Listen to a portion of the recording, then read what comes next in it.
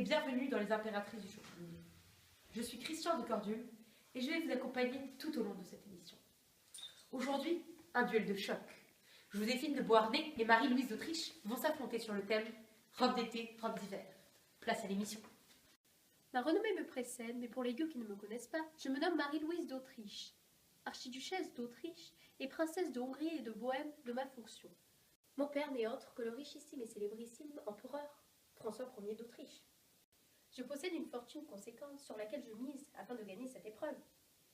J'ai donc pour projet de ravir le cœur de Napoléon Bonaparte grâce à mes splendides toilettes. Je m'annonce, Marie-Joseph, rose tachée de la pagerie, mais appelez-moi Joséphine de Beauharnais. Je suis d'origine martiniquaise, mes amis m'appellent la belle créole. Mon premier époux, Alexandre de Beauharnais, qui, hélas, a trépassé, m'a laissé à l'abri du besoin. Toutefois, cette fortune n'est pas exorbitante. Je compte donc plus sur mon bon goût et ma connaissance poussée de la mode que sur ma fortune pour remporter cette épreuve. Je convoite secrètement le beau général Bonaparte. Ainsi, nous avons laissé une semaine à nos candidates afin qu'elles se fassent confectionner une robe d'été ou d'hiver. Elles vont vous les présenter. Passons tout de suite à la toilette de Marie-Louise d'Autriche.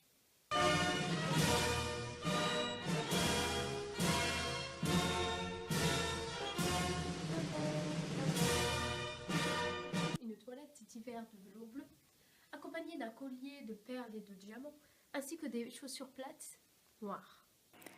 La toilette de Marie-Louise d'Autriche, c'est une toilette très respectueuse des modes actuelles.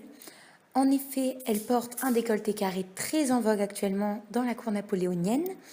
Sa robe est taillée dans du velours bleu. Le velours est un très bon choix de tissu, assez chaud pour l'hiver, très élégant.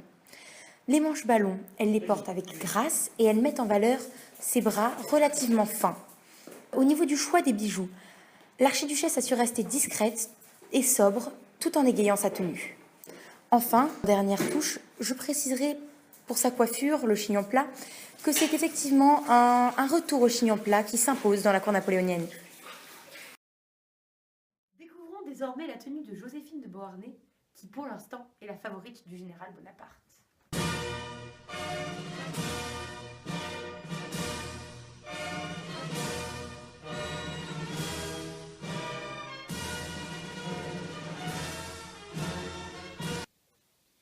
J'ai donc choisi pour ma part une robe d'été en taffetas pêche que j'ai accessorisée d'un boléro noir et d'une broche en diamant ainsi que ma double rangée de perles. De même que pour Marie-Louise, Joséphine a su rester classique avec le décolleté carré et un chignon plat. Le taffetas utilisé pour confectionner cette robe est un choix qui paye. En effet, c'est un tissu léger et donc adapté aux chaleurs estivales, tout en restant bien plus décent que ce que nous connaissions il y a quelques années. De plus, sa couleur pêche s'accorde avec le teint de notre candidate. Le boléro, quant à lui, montre l'originalité de Joséphine et son bon goût dans le cas présent. Effectivement, la mode est plutôt aux manches ballons. Toutefois, la couleur et les manches de ce gilet allongent la silhouette de Joséphine, ce qui est parfait. Pour les bijoux, elle a été bien moins sobre que Marie-Louise, mais la simplicité de cette robe permet cette extravagance. Vous avez donc découvert avec nous les magnifiques toilettes de nos deux candidates pour le thème robe d'hiver, robe d'été. Ainsi, vous avez toutes les clés en main pour élire notre prochaine impératrice du shopping.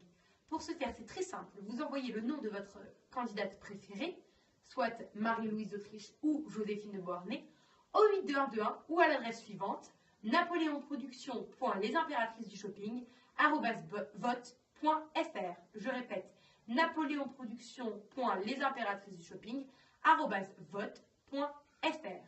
Espérons que les résultats de ce vote aiguilleront Napoléon sur son choix futur. C'était Christian de Cordule pour les impératrices du shopping. Bonne soirée et à la semaine prochaine.